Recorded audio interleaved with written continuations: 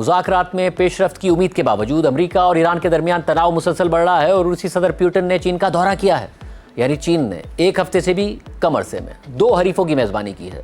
پہلے امریکی صدر ٹرمپ کی اور پھر روسی صدر پیوٹن کی. اور پہلے یہ امید ظاہر کی جا رہی تھی کہ ٹرمپ کے دورہ چین کے دوران اس حوالے سے اہم پیش رفت ہو سکتی ہے کیونکہ چین کے ایران کے ساتھ مضبوط سفارتی اور معاشی تعلقات ہیں. مگر توقعات کے برعکس ٹرمپ کا چین کا دورہ کسی عملی کامیابی کے بغیر ہی ختم ہو گیا اور ٹرمپ انتظامیہ کے دعووں کے برعکس چین نے ایران کے حوالے سے کوئی باضابطہ اعلان ہی نہیں کیا، بلکہ ٹرمپ کے دورے کے دوران ہی چینی وزارت خارجہ نے ایران سے متعلق کہا تھا کہ ایران جنگ کو جلد ختم ہونا چاہیے، بلکہ اسے شروع ہی نہیں ہونا چاہیے تھا. یعنی امریکہ کو یہ جنگ شروع ہی نہیں کرنی چاہیے تھی. ایسے میں کل روس کے صدر پیوٹن ایک اہم اور غیر معمولی دورے پر چین پہنچ گئے اور آج ان کی چینی صدر شی جن پنگ سے اہم ملاقات ہوئی ہے. اہم بات یہ ہے کہ اس دورے کے دوران چین اور روس کے صدور نے باہمی تعلقات کو مزید مضبوط کرنے کے ساتھ ساتھ ایران جنگ سے متعلق بھی بات کی ہے اور دونوں کا ایک مشترکہ اعلامیہ بھی سامنے آیا ہے. چینی صدر شی جن پنگ اور روسی صدر پیوٹن نے بیجنگ میں ہونے والی ایک سمٹ میں امریکہ کے خلاف مشترکہ موقف کا اظہار کیا ہے اور دنیا کو جنگل کے قانون کی طرف واپس لے جانے سے خبردار کیا ہے.